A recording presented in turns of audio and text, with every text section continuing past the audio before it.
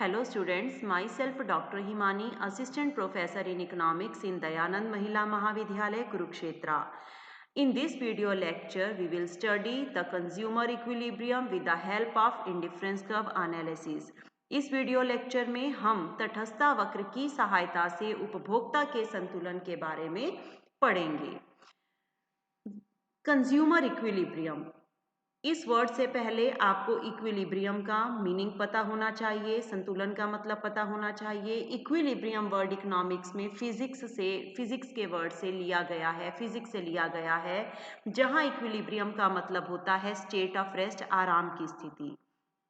Consumer equilibrium एक ऐसी situation है जिसमें कंज्यूमर एक ऐसी सिचुएशन में है जहां अपनी लिमिटेड इनकम से वो मैक्सिमम सेटिस्फेक्शन गेन कर रहा होता है, और क्योंकि उसे मैक्सिमम सेटिस्फेक्शन हो रही होती है तो वो उस सिचुएशन में कोई भी चेंज लाना पसंद नहीं करता तब तक जब तक या तो उसकी इनकम चेंज ना हो जाए या कमोडिटी के प्राइसेस चेंज ना हो जाएं।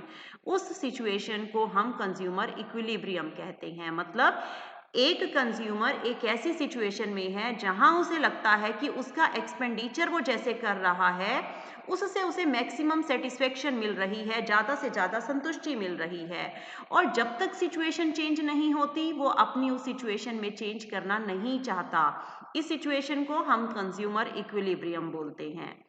In the words of Professor Kotsainis, the consumer is in equilibrium when he maximizes his satisfaction given his income and market prices. Consumer equilibrium एक ऐसी सिचुएशन है जब अपनी इनकम से और मार्केट प्राइसेस पे कंज्यूमर मैक्सिमम सेटिस्फेक्शन को gain कर रहा होता है।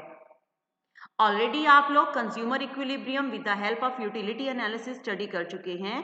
यहाँ इस लेक्चर में हम बात कर रहे हैं कि इंडिफरेंस कर्व एनालिसिस की हेल्प से कंज्यूमर इक्विलिब्रियम कैसे डिटरमिन किया जाता है। तो इंडिफरेंस कर्व की हेल्प से कंज्यूमर इक्विलिब्रियम को डिटरमिन करने के लिए टू बेसिक कंडीशन है, दो शर्तें हैं। क्या है वो कंडीशन? सबसे पहली कंडीशन है, the first condition is price line should be tangent to indifference curve. Last video lecture में हमने प्राइस लाइन, बजट लाइन की बात की थी। तो पहली कंडीशन है कि प्राइस लाइन और इंडिफरेंस कर्व एक दूसरे के टेंजेंट होने चाहिए। प्राइस लाइन की स्लोप होती है px अपॉन py, कल हमने ये पढ़ी थी, माइनस का साइन भी आगे आता है। और इंडिफरेंस कर्व की स्लोप हम ऑलरेडी पढ़ चुके हैं, मार्जिनल रेट ऑफ सब्स्टिट्यूशन। तो दोनों के टेंजेंट का मतलब है marginal rate of substitution between x and y is equal to price of x divide by price of y। px और py आपकी प्राइस लाइन की स्लोप है और marginal rate of substitution indifference curve की slope है, क्योंकि पहली condition है कि दोनों आपस में टेंजेंट हो। जहां दोनों आपस में टेंजेंट होंगे, फॉर एग्जांपल हम डायग्राम लें, अगर ये आपकी प्राइस लाइन कल हमने बनाई थी लास्ट वीडियो लेक्चर में, किस तरह की बनती है स्ट्रेट लाइन। इंडिफरेंस कर्व आप ऑलरेडी कर चुके हैं कि ऐसे कन्वेक्स शेप में होता है। जिस पॉइंट पे दोनों आपस में टेंजेंट है, मतलब इस पॉइंट पर दोनों की स्लोप इक्वल है, तो ये फर्स्ट कंडीशन है कंज्यूमर इक्विलिब्रियम के लिए। सेकेंड कंडीशन है indifference curve should be convex to the point of origin. तटस्थता वक्र हमेशा कन्वेक्स होना चाहिए, मींस इसकी शेप हमेशा कन्वेक्स लाइक दिस, इस तरह की होनी चाहिए। कभी भी ये स्ट्रेट लाइन या ऐसे कनकेव शेप में नहीं होना चाहिए। तो दो कंडीशन हमने पढ़ी। सबसे पहली कंडीशन है कि इंडिफरेंस कर्व और प्राइस लाइन एक दूसरे के टेंजेंट हो, और दूसरी कंडीशन है कि इंडिफरेंस कर्व हमेशा ओरिजिन के कन्वेक्स हो। इन्हीं दोनों कंडीशन को अब हम डिटेल में एक्सप्लेन करेंगे। फर्स्ट कंडीशन है दैट बजट लाइन और price line should be tangent to indifference curve. Diagram की हेल्प से हम इसे एक्सप्लेन कर रहे हैं। हमने डायग्राम में एक्स एक्सिस पर हम स्टार्ट से एग्जांपल ले रहे हैं एप्पल को, वाई एक्सिस पे हम ऑरेंजेस को ले रहे हैं। ए बी हमारी प्राइस लाइन है, हमारी बजट लाइन है, और हमने तीन इंडिफरेंस कर्व यहाँ पे बनाए, IC1, IC1, IC2 and IC3। Diagram में ध्यान से देखना, IC1 प्राइस लाइन को दो पॉइंट पे कट कर रहा है, C और E। IC2 D पॉइंट के ऊपर और IC3 इसे टच ही नहीं कर रहा। अब अगर आप बात करते हो फर्स्ट कंडीशन की, तो फर्स्ट कंडीशन कहाँ सेटिस्फाई होती है? फर्स्ट कंडीशन है कि इंडिफरेंस कर्व और प्राइस लाइन टेंजेंट होने चाहिए। टेंजेंट मतलब वो सिर्फ टच होने चाहिए, स्पर्श करने चाहिए, काटने नहीं चाहिए। तो ये कंडीशन डी पॉइंट पर सेटिस्फाई होती है। आप कहोगे D is the point of consumer equilibrium, ये उपभोक्ता संतुलन का बिंदु है। एट दिस पॉइंट, इस बिंदु पर marginal rate of substitution price of x और प्राइस ऑफ वाई के इक्वल है। लेकिन हम C और E को कंज्यूमर इक्विलिब्रियम क्यों नहीं कहेंगे? अगर हम C और E की बात करते हैं तो ध्यान से देखना, C पॉइंट के ऊपर कंज्यूमर लोअर इंडिफरेंस कर्व पे है और लोअर हमने इंडिफरेंस कर्व की प्रॉपर्टीज में पढ़ा है that higher indifference curve give higher level of satisfaction. Consumer का बजट इतना है कि वो अपनी बजट लाइन पे सी को भी अचीव कर सकता है, डी को भी कर सकता है, ई को भी कर सकता है। अगर वो सी और ई को चूज करता है, वो उसके बजट के अंदर है, वो ले सकता है अपनी इनकम से, लेकिन सी और ई पॉइंट लोअर इंडिफरेंस कर्व पे हैं, बट डी पॉइंट जो उसके बजट में भी है वो हायर इंडिफरेंस कर्व पे है। हायर इंडिफरेंस कर्व पे कंज्यूमर को ज्यादा सेटिस्फेक्शन मिलती है, लोअर पे कम मिलती है, इसीलिए वो प्रेफर क्या करेगा? D point.